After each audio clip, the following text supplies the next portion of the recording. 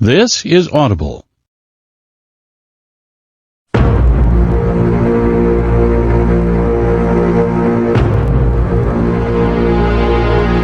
Harper Audio presents a full cast production of American Gods, the 10th Anniversary Edition by Neil Gaiman.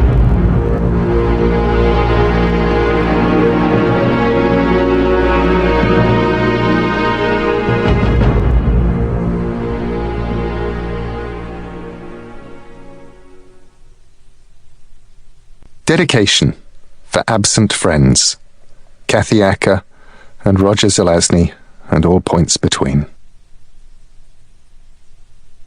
An introduction to the 10th Anniversary Edition. I don't know what it's like to listen to this book.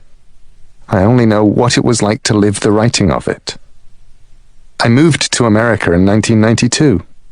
Something started in the back of my head. There were unrelated ideas that I knew were important and yet seemed unconnected.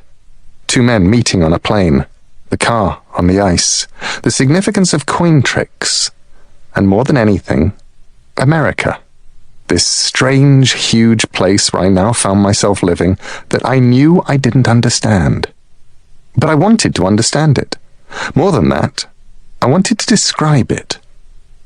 And then, during a stopover in Iceland, I stared at a tourist diorama of the travels of Leif Erikson, and it all came together. I wrote a letter to my agent and my editor that explained what the book would be. I wrote, American Gods, at the top of the letter, certain I could come up with a better title. A couple of weeks later, my editor sent me a mock-up of the book cover. It showed a road and a lightning strike, and at the top it said, American Gods. It seemed to be the cover of the book I had planned to write. I found it both off-putting and exhilarating to have the cover before the book. I put it up on the wall and looked at it, intimidated, all thoughts of ever finding another title gone forever. This was the book cover. This was the book. Now I just had to write it. I wrote the first chapter on a train journey from Chicago to San Diego, and I kept traveling and I kept writing. I drove from Minneapolis to Florida by back roads, following routes I thought Shadow would take in the book. I wrote, and sometimes when I was stuck, I hit the road. I ate pasties in the Upper Peninsula and hush puppies in Cairo. I did my best not to write about any place I had not been. I wrote my book in many places, houses in Florida and in a cabin on a Wisconsin lake, and in a hotel room in Las Vegas. I would follow Shadow on his journey, and when I did not know what happened to Shadow, I would write a Coming to America story, and by the time I got to the end of that, I would know what Shadow was doing, and so would return to him.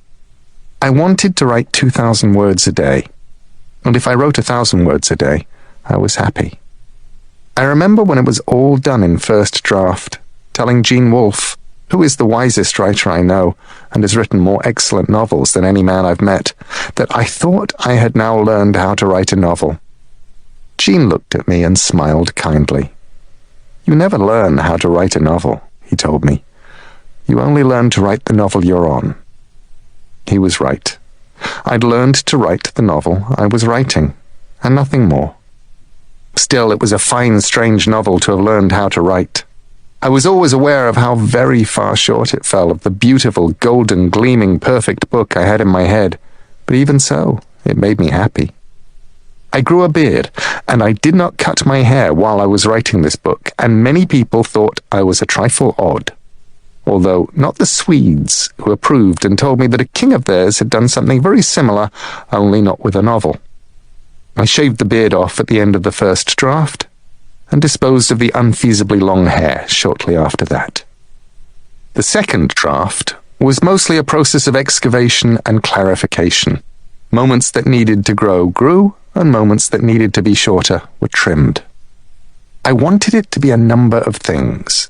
I wanted to write a book that was big and odd and meandering, and I did, and it was. I wanted to write a book that included all the parts of America that obsessed and delighted me, which tended to be the bits that never showed up in the films and television shows. I finished it